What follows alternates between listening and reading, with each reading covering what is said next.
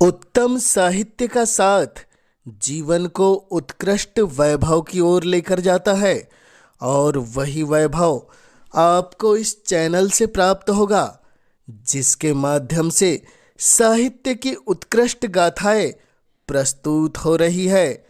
तो चैनल पर पहली बार आपने दी है दस्तक तो पहले इसे सब्सक्राइब कर ले, ताकि साहित्य के सफ़र में आपका और हमारा साथ सदा बना रहे। साहित्य के इस अद्भुत सफ़र में आज जो प्रस्तुत हो रही है वह कहानी है प्रसिद्ध कहानीकार ज्ञानचंद बाफना की कहानी लच्छू दादा। तो लीजिए प्रारंभ करते हैं कहानी। जनता ट्रेन आने में मात्र 40 मिनट शेष थे।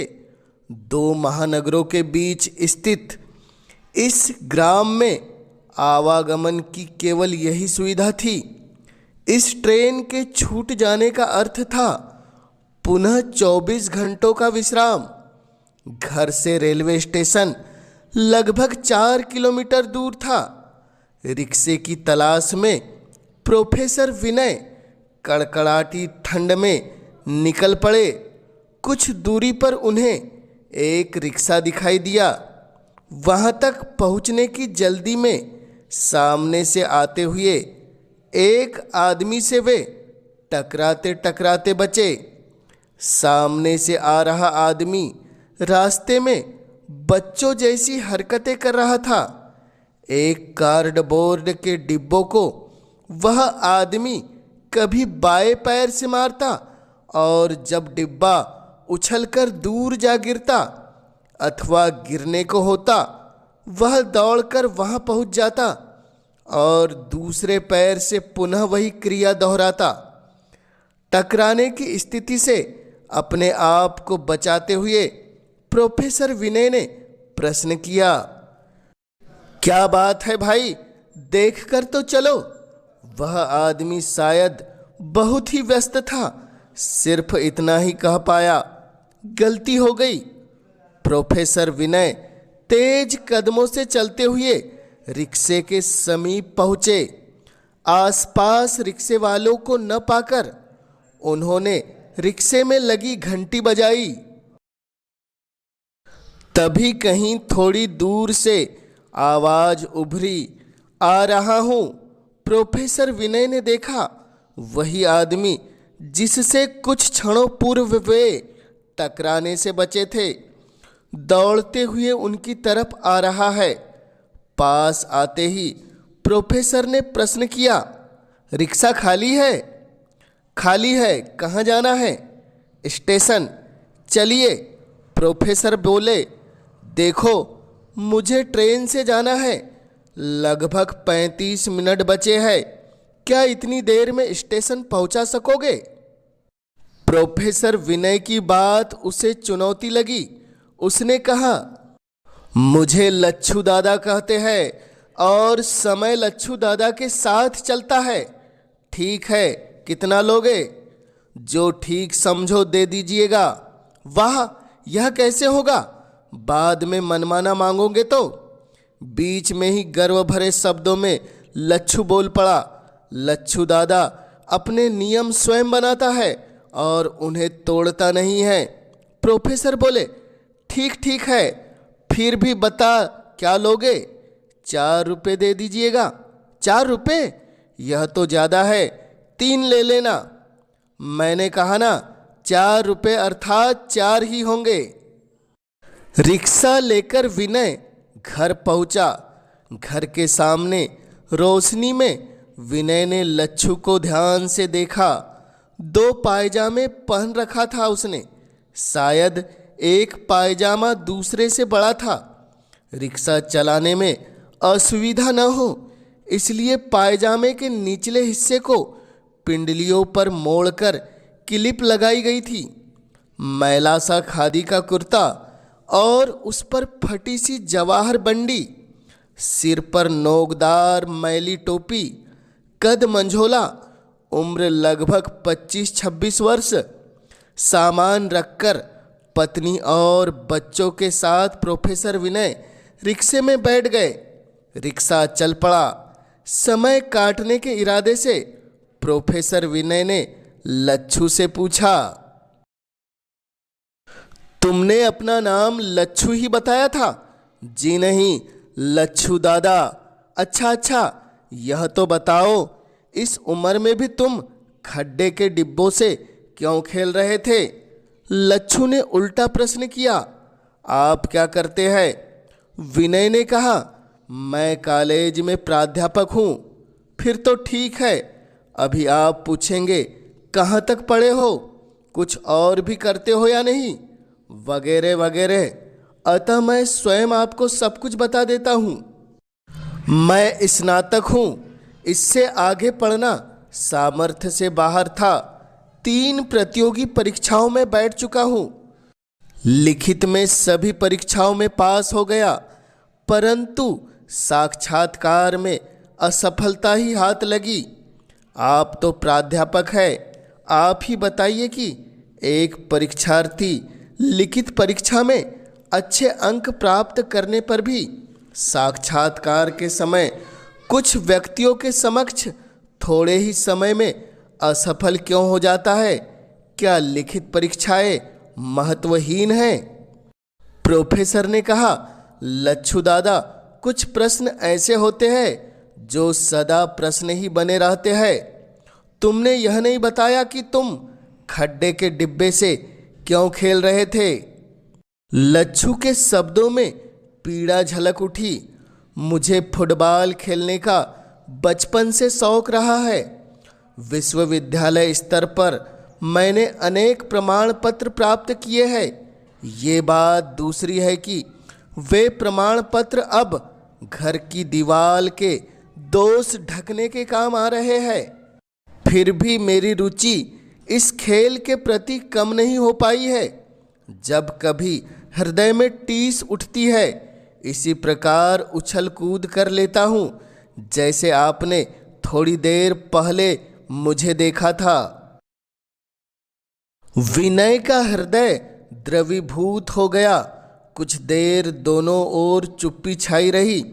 केवल रिक्शा चलने से उत्पन्न ध्वनि ही सुनाई पड़ रही थी। विनय ने ही पुनः बात शुरू किया, रिक्शा कब से चला रहे हो? जब समझ लिया कि कुछ करना ही चाहिए। तुम तो पढ़े लिखे हो, किसी व्यापार की तरफ ध्यान क्यों नहीं दिया? आपका सोचना ठीक है, पर मेरी मान्यता कुछ और है। मुझे लगता है व्यापार का मूल उद्देश्य नष्ट हो गया है। बुद्धि और चातुर्य राष्ट्रहित से परे हो गई है। वणिक बुद्धि सभी क्षेत्रों में विकसित हो गई है और इसमें भटकाव आ गया है। ईमानदारी से कार्य करने वालों का तो भगवान ही मालिक है। इन परिस्थितियों के मूल कारण जो भी हो, परंतु वर्तमान में इस क्षेत्र में सम्मान पूर्ववत है, मैं नहीं मानता। शायद इसलिए कि नई पीढ़ी इस दिशा में जाने से कतराती है। प्रोफेसर विनय ने पूछा, फिर तुमने कोई दूसरी नौकरी क्यों नहीं खोजा? प्रथम तो प्रतियोगी परीक्षाओं में सफलता के सपने देखने वालों की छोटी मोटी नौकरी पसंद आती ही नहीं, और फिर इन नौकरियों में वे ठाठ और अधिकार कहाँ जो प्रतियोगी परीक्षा में सफलता के बाद प्राप्त होती है। विनय को लगा जैसे लच्छू दादा को उसने कुरेद दिया है। जिज्ञासा के वशीभूत पुनः पूछ बैठा, घर में और कौन कौन है? भाई और उसकी पत्नी और माता पिता अपने सपनों का महल ढाने से पूर्व ही विदा हो गए। अच्छा मुझे बताओ, तुम्हें लच्छू दादा क्यों कहते हैं? लच्छू की आंखों में एक चमक सी उठी। आप तो जानते हैं कि दादा शब्द अपने आप में विविध अर्थ रखता है। यह नाम मैंने स्वयं नहीं रखा है। ग्रामवासियों के अगाध स्नेह का प्रतिफल ही लच्छू दादा का संबोधन है। स्टेशन आ गया था। छोटा गांव और ठंड ज़्यादा। कूली कहीं नजर नहीं आया। सामान वैसे भी कुछ ज़्यादा ही था, अतः चिंता होना स्वाभाविक ही था। पर लच्छू ने समस्या हल कर दी। 2 बड़े सूटकेस, बिस्तर और 1-2 चिल्लर डाक, सब कुछ उसने उठा लिया जैसे स्वयं कुली हो। विनय न ही करता रह गया। प्लेटफार्म पर ट्रेन रुकी। छोटे स्टेशन पर गाड़ी का रुकना और न रुकना बराबर होता है। केवल 2 मिनट में पूरी गाड़ी का चक्कर कोई तेज धावक भी शायद ही लगा पाएगा। लच्छू दादा की सहायता से विनय पत्नी और बच्ची के साथ ट्रेन के एक डिब्बे में चढ़ गए। विनय की पत्नी बच्ची के साथ जगह की तलाश में आगे निकल गई। प्लेटफार्म पर खड़े खड़े लच्छू दादा विनय को उसका सामान दे रहा था। अंतिम सूटकेस लेने के लिए विनय ने हाथ बढ़ाया, वैसे ही ट्रेन सरकी और सूटकेस विनय के हाथ में न जाते प्लेटफार्म पर ही गिर गया। विनय हतप्रभ हो गया। उसे लगा इस सूटकेस को हड़पने के लिए ही शायद लच्छू स्वयं कुली बना था। विचारों की श्रृंखला और आगे बढ़े उसके पूर्व उसने देखा कि लच्छू हाथ में सूटकेस लिए दरवाजा का हैंडल पकड़कर पायदान पर आ चुका है और अंदर की ओर आ रहा है। किसी प्रकार अंदर आने के बाद लच्छू ने विनय को सूटकेस सौंपा। ठंड की भीषणता में भी उसके चेहरे पर पसीने की बूंदें मोती के समान चमक रही थी। उसने प्रार्थना भरे स्वर में विनय से कहा, वह अपना सामान व्यवस्थित कर ले और बैठने योग्य जगह तलाश कर लेवे। अगला स्टेशन लगभग 10 मिनट बाद आता है, मैं वहां उतर जाऊंगा। इधर विनय के विचार नई दिशा में मुड़ रहे थे। लच्छू की सहानुभूति उसे धोखा देने वाली जान पड़ी। ट्रेन में लच्छू का साथ होना उसे ऐसा ही लगा जैसे आज वह लूट लिया जाएगा। लच्छू की नीयत उसे दूषित दिखने लगी। उसे लगा कि लच्छू किसी गिरोह से अवश्य संबंधित है और उसने जानबूझकर उसका सूटकेस प्लेटफार्म पर गिराया था। सहानुभूति पाने के लिए पुनः सूटकेस देकर शायद पूरे सामान पर लच्छू की निगाह है, अन्यथा वह चलती ट्रेन में सिर्फ सूटकेस देने के लिए क्यों जोखिम उठा था। शंका के जन्म लेने पर मनुष्य को प्रत्येक कार्य गलत पक्ष में ही नजर आता है और हितैषी भी दुश्मन नजर आने लगता है। लगभग ऐसी ही स्थिति प्रोफेसर विनय की इस समय हो गई थी। दूसरा स्टेशन पास आ रहा था। 10 मिनट का यह समय विनय को बहुत लंबा लगा। गाड़ी की धीमी हो रही गति के साथ ही उसके विचारों का सैलाब भी थम रहा था।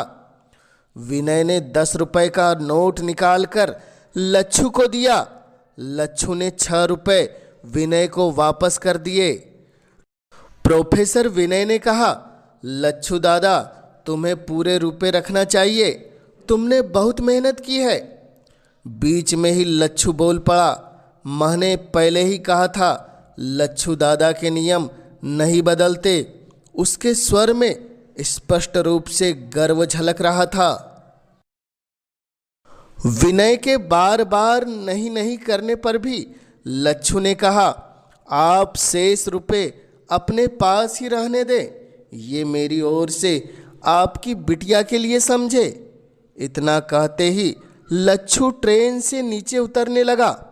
प्लेटफार्म से पुनः गाड़ी रवाना होते ही प्रोफेसर विनय ने अपने चित्त में शांति का अनुभव किया। बच्ची और पत्नी की सुध लेने की चेतना लौटी और वह जुट गया सफर की समुचित व्यवस्था में। सुबह 6 बजे ट्रेन उसके गृह नगर के प्लेटफार्म पर खड़ी थी। कड़कड़ाती ठंड शीत ऋतु के यौवन का आभास करा रही थी।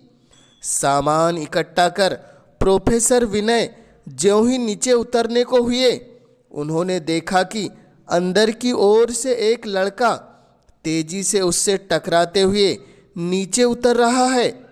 पैंट की जेब पर कुछ दबाव भी उन्होंने अनुभव किया था। लड़का नीचे उतरकर भाग सके उसके पूर्व ही विनय ने लपक कर उसे पकड़ लिया और क्रोध से उस पर हाथ उठाते हुए कड़क स्वर में वह बोले, क्यों रे, शर्म नहीं आती? मेरे खीसे से तूने जो पर्स निकाला है वापस कर। लड़के ने चुपचाप पर्स विनय को दे दिया। विनय ने सोचा इसे पुलिस के सुपुर्द कर दूं। तभी वह लड़का फुसफुसाता हुआ बोला, साहब माफ कर दो, मजबूर हूं, अब ऐसा नहीं करूंगा। विनय ने उसे ध्यान से देखा। लड़के ने पायजामा पहन रखा था, फटी कमीज, उस पर फटी स्वेटर, रूखे बाल और ठंड से फटा हुआ चेहरा। भागने में असुविधा न हो इसलिए नीचे का भाग मोड़कर पिंडलियों पर रस्सी से बांध रखा था। हठात विनय को लच्छू दादा की याद ताजा हो गई। न जाने किस प्रेरणा के वशीभूत होकर उसने लड़के को छोड़ दिया। प्लेटफार्म से निकलकर विनय ने ऑटो रिक्शा में सामान रखवाया और ज्यों ही वह बैठने लगा उसने देखा वही लड़का उसके ऑटो रिक्शा के पास खड़ा है। लड़के ने विनय के पैर पकड़ लिए। उसकी आंखों से लगातार आंसू बह रहे थे। सहमते सहमते बोला, साहब मैं भी यह काम नहीं करना चाहता पर मजबूरी है। माता पिता बचपन में ही मर गए। मेरे गिरोह के सभी लोग ऐसा ही करते हैं।